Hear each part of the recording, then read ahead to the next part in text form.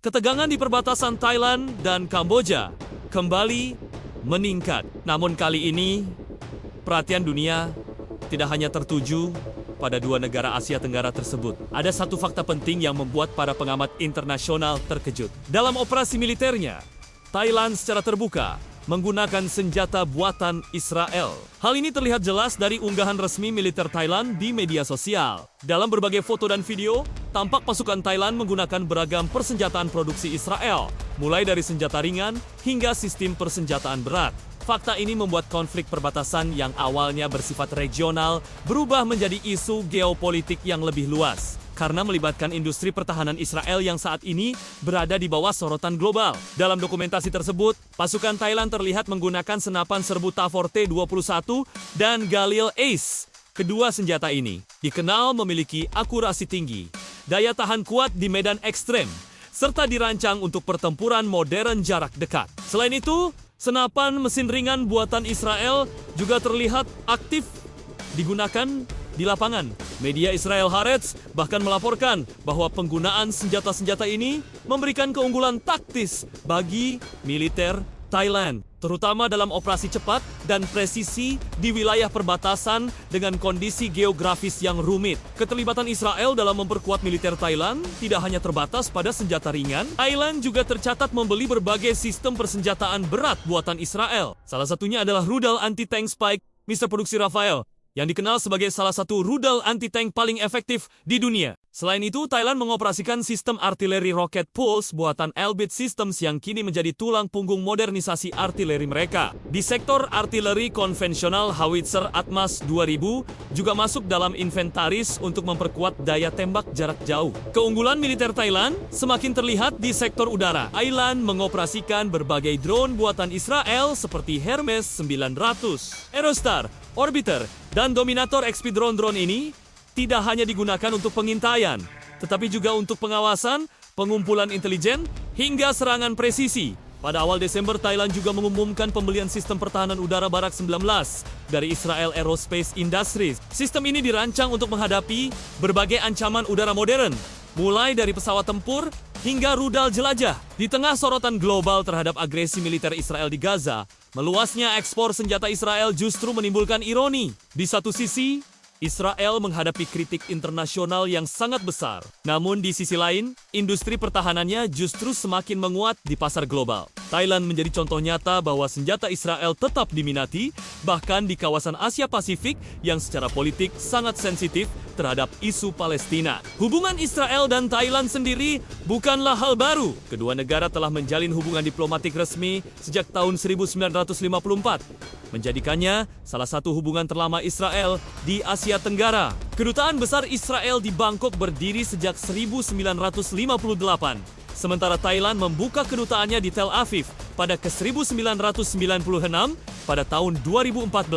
Kedua negara bahkan merayakan 60 tahun hubungan diplomatik. Kerjasama keduanya tidak hanya terbatas di bidang militer, tetapi juga mencakup pertanian, perdagangan, teknologi, dan budaya. Sejarah mencatat bahwa hubungan ini sempat diuji pada tahun 1972 ketika kelompok Palestina September Hitam menyerbu kedutaan besar Israel di Bangkok dan menyandera duta besar beserta tamunya. Namun krisis tersebut justru memperkuat hubungan kedua negara setelah pemerintah Thailand berhasil menyelesaikannya tanpa pertumpahan darah.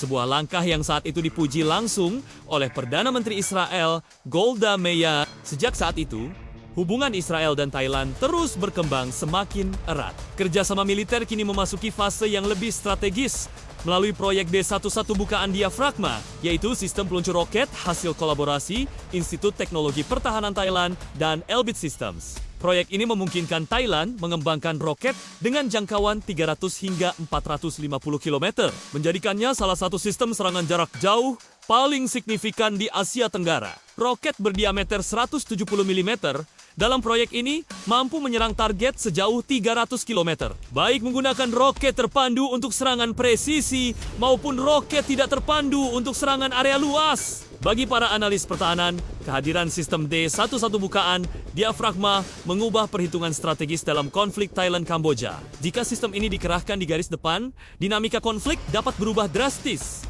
Thailand kini tidak hanya mengandalkan keunggulan udara atau manuver pasukan darat, tetapi juga memiliki kemampuan serangan jarak jauh yang presisi. Sebuah kemampuan yang sebelumnya jarang dimiliki negara-negara di kawasan. Sebaliknya, Kamboja berada dalam posisi yang semakin rentan karena kesenjangan kekuatan militer antara kedua negara kian melebar. Terutama jika dukungan teknologi Israel terus mengalir ke Thailand. Inilah yang membuat konflik perbatasan ini tidak lagi sekadar urusan dua negara, melainkan menjadi persoalan stabilitas kawasan ASEAN. Dalam situasi ini, perhatian pun mengarah ke Indonesia sebagai negara terbesar di ASEAN dan salah satu aktor diplomatik paling berpengaruh di kawasan. Sikap Indonesia menjadi sangat penting. Hubungan Indonesia dan Kamboja memiliki sejarah panjang. Bahkan sejak sebelum era negara modern, sejak masa kerajaan Chenla, Sailendra, dan Sriwijaya, hubungan antara wilayah Nusantara dan Kamboja telah terjalin. Raja Jayavarman II bahkan disebut pernah tinggal di Jawa sebelum mendirikan kerajaan Angkor. Modang Indonesia berperan besar dalam perjalanan Kamboja, mulai dari pengakuan kedaulatan, hubungan diplomatik resmi, hingga keterlibatan dalam misi PBB dan dukungan keanggotaan Kamboja di ASEAN. Kerjasama kedua negara juga berkembang di bidang budaya, termasuk pelestarian Angkor Wat dengan kontribusi keahlian restorasi dari Indonesia. Namun, dalam konteks konflik Thailand-Kamboja yang melibatkan penggunaan alutsista buatan Israel, Indonesia berada dalam dilema geopolitik yang rumit. Di satu sisi, Indonesia tidak berkepentingan untuk berpihak secara militer kepada Kamboja. Di sisi lain, Indonesia menghadapi sensitivitas domestik yang sangat kuat terkait Israel. Kebijakan luar negeri Indonesia secara konsisten bersikap kritis terhadap Israel sejalan dengan dukungan publik yang kuat terhadap Palestina. Karena itu, Indonesia cenderung mengambil sikap menjaga jarak secara strategis terhadap Thailand. Sikap ini bukan berarti mendukung Kamboja secara terbuka, melainkan upaya menjaga kredibilitas politik luar negeri Indonesia. Terlihat terlalu dekat dengan negara yang aktif menggunakan senjata buatan Israel, berisiko menimbulkan tekanan dalam negeri dan merusak posisi moral Indonesia di mata dunia. Para analis menilai, Indonesia lebih memilih peran sebagai penyeimbang dan mediator, bukan sebagai pihak yang secara simbolik mendukung penggunaan kekuatan militer yang diasosiasikan dengan Israel. Pendekatan ini terlihat dari langkah diplomasi Indonesia yang memperkuat hubungan dengan Kamboja melalui jalur sosial, budaya, dan hubungan antar masyarakat. Wakil Menteri Luar Negeri Indonesia secara terbuka menyatakan kesiapan Indonesia untuk meningkatkan interaksi masyarakat Indonesia dan Kamboja, khususnya komunitas Muslim di kedua negara. Kunjungan resmi ke Phnom Penh menjadi sinyal bahwa Indonesia memilih jalur diplomasi dan kerjasama sosial, bukan keterlibatan militer atau dukungan politik terbuka. Dalam pertemuan dengan pejabat tinggi Kamboja, Indonesia menegaskan komitmennya untuk memperkuat kerjasama konkret di bidang sosial, budaya, diplomasi masyarakat, serta perlindungan warga negara Indonesia di Kamboja. Langkah ini mencerminkan gaya diplomasi khas Indonesia yang mengedepankan stabilitas, dialog, dan soft power. Pada akhirnya, konflik Thailand-Kamboja dengan latar belakang penggunaan senjata Israel menjadi cerminan tantangan baru bagi ASEAN. Masuknya aktor eksternal melalui industri senjata memperumit dinamika kawasan dan menguji solidaritas regional. Thailand memperkuat militernya,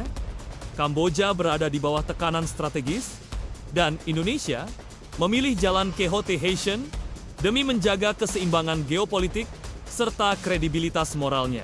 Pertanyaan besarnya kini adalah apakah ASEAN mampu mengelola konflik internal seperti ini tanpa terseret kepentingan global. Di tengah situasi tersebut, Indonesia tampaknya bersiap memainkan peran sebagai jangkar diplomasi kawasan, bukan dengan kekuatan senjata, melainkan melalui jarak strategis, dialog, dan kehati-hatian politik yang terukur. Dari sudut pandang ekonomi global, konflik regional yang melibatkan teknologi militer canggih selalu menarik perhatian sektor keuangan internasional. Setiap eskalasi ketegangan di Asia Tenggara berpotensi memengaruhi stabilitas investasi, arus modal asing, dan sentimen pasar. Negara-negara dengan kepentingan bisnis di kawasan ini, mulai dari industri energi, logistik, hingga manufaktur, secara langsung memantau perkembangan situasi karena konflik bersenjata dapat berdampak pada rantai pasok global dan biaya operasional perusahaan multinasional. Di balik konflik bersenjata, terdapat industri bernilai ratusan miliar dolar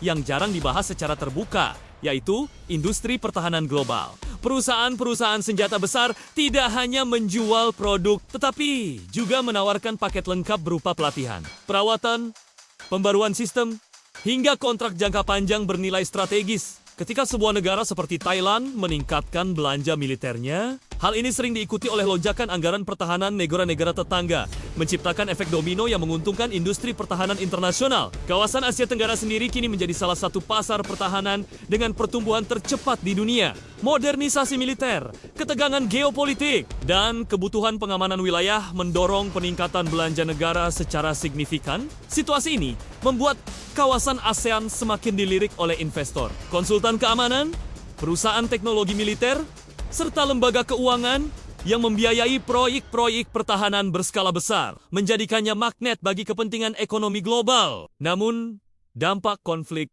tidak hanya dirasakan di sektor militer. Perubahan lanskap keamanan kawasan turut memengaruhi industri asuransi, perbankan internasional, dan lembaga pembiayaan ekspor. Risiko geopolitik yang meningkat biasanya diikuti oleh penyesuaian premi asuransi, perubahan peringkat risiko negara, serta strategi investasi baru dari perusahaan global. Inilah sebabnya mengapa konflik perbatasan seperti Thailand-Kamboja tidak lagi dipandang sebagai isu lokal, melainkan sebagai faktor penting dalam perhitungan ekonomi dunia. Bagi negara-negara besar dan korporasi global, stabilitas Asia Tenggara memiliki nilai ekonomi yang sangat tinggi, jalur perdagangan strategis, kawasan industri, serta proyek infrastruktur lintas negara bergantung pada keamanan regional. Ketika eskalasi militer terjadi, keputusan bisnis bernilai miliaran dolar dapat berubah dalam hitungan hari. Inilah yang membuat diplomasi, pencegahan konflik, dan peran negara-negara penyeimbang seperti Indonesia menjadi sangat krusial dalam menjaga iklim investasi dan pertumbuhan ekonomi kawasan. Pada akhirnya, konflik Thailand-Kamboja dengan keterlibatan teknologi militer. Israel bukan hanya soal kekuatan senjata atau strategi politik, tetapi juga tentang uang, pasar, dan kepentingan ekonomi global. Siapa yang mampu menjaga stabilitas kawasan akan mendapatkan kepercayaan investor, aliran modal, dan posisi strategis dalam peta ekonomi dunia. Disinilah nilai sesungguhnya dari diplomasi, kehati-hatian politik, dan kepemimpinan regional diuji. Bukan hanya oleh negara-negara di Asia Tenggara, tetapi juga oleh para pelaku ekonomi global yang mengamati setiap langkah dengan penuh kepentingan.